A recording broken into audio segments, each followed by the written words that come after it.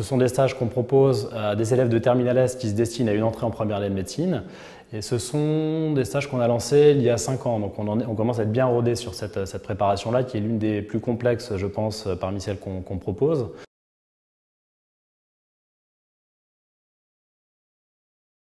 L'idée pour nous est de prendre de l'avance sur les matières dites techniques. En première année de médecine, on peut distinguer deux types de matières.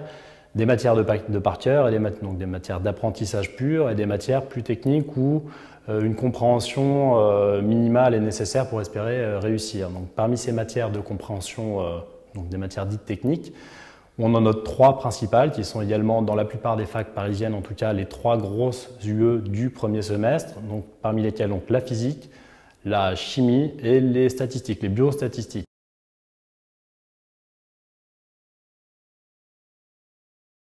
En mathématiques, en terminale S par exemple, on constate déjà que l'une des seules parties du programme qui sera importante pour les futurs P1, les futures premières années de médecine, ce sont donc les statistiques. L'idée étant pour nous de reprendre le programme de terminale S, de le réexposer à la sauce médecine, de donner un angle d'approche et de compréhension du cours de terminale tel qu'il doit être, tel qu'il sera abordé en première année de médecine,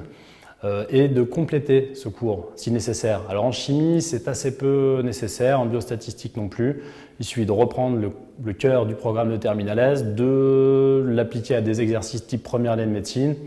On rajoute des petites choses, mais il n'y a pas énormément d'hors programme à envisager. Par contre, en physique, on ne se prive pas, c'est l'une des seules formations où on fait ça, mais on ne se prive pas de faire un petit peu d'hors programme pour prendre de l'avance sur certaines notions qui ne sont donc pas au programme de terminale S, mais qui par contre vont être fondamentales et primordiales dès le début de première année de médecine. L'idée pour nous est de gagner du temps sur ces matières qui prennent pied dans le programme de terminale S, c'est la chose la plus importante de tout ça, pour ensuite vous libérer du temps, d'une part sur ces matières-là parce qu'on aura pris de l'avance, et en plus indirectement sur des matières de par cœur. Le temps qu'on aura gagné sur les matières techniques sera du temps qu'on pourra réinvestir sur des matières plus faciles d'accès, comme l'anatomie par exemple, matière vraiment d'apprentissage pur et dur par cœur, mais encore faut-il avoir le temps d'apprendre par cœur. Et quand on a le temps, quand on a réussi à se libérer le temps pour tout ça, on va prendre énormément de points, des points faciles à prendre, mais qu'il faut quand même aller chercher, et qui vous permettront de remonter dans les classements.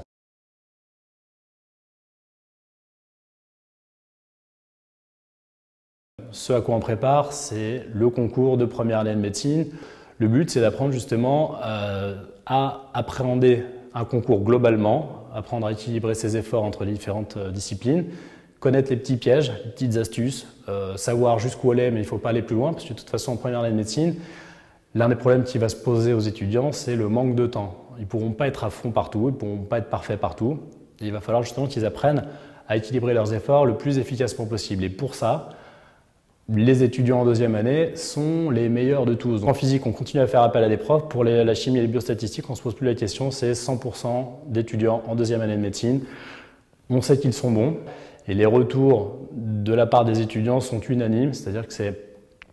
systématique, ça fait partie des bons points qu'on note sans arrêt par rapport à cette préparation-là du point de vue des étudiants, c'est que, enfin des élèves qui vont passer leur bac, c'est que avoir en face de DP2 qui ont réussi le concours, qui leur donnent toutes ces petites astuces, qui leur parlent des facs, des profs dans les facs, des matières, de leur expérience personnelle, puis ils en voient plusieurs, ils ne voient pas un ou deux intervenants, ils en ont plusieurs sur l'ensemble des stages. Ça leur permet de se faire une petite idée, enfin une grosse idée d'ailleurs au final, de ce qui va leur tomber dessus, et de commencer en amont à réfléchir à ce qui pourrait être, pour eux, personnellement, une méthode de travail qui pourrait fonctionner. Parce que le but, au final, ce qui fait qu'un élève va réussir en première année de médecine, c'est qu'il aura trouvé la méthode de travail qui lui convient à lui.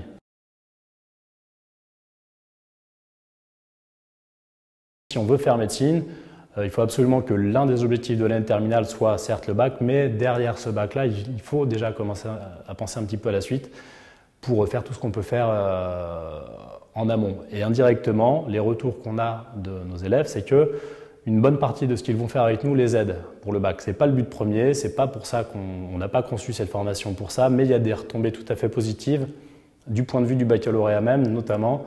en chimie, puisque comme je le disais tout à l'heure, le lien entre le programme de première année et le programme de terminale est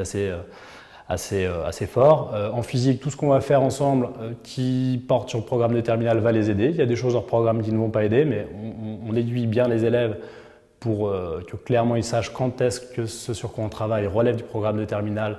et quand est-ce qu'on est hors programme, parce qu'il ne faut pas qu'il y ait de confusion du tout là-dessus. Mais il y a des retombées positives du point de vue du baccalauréat également.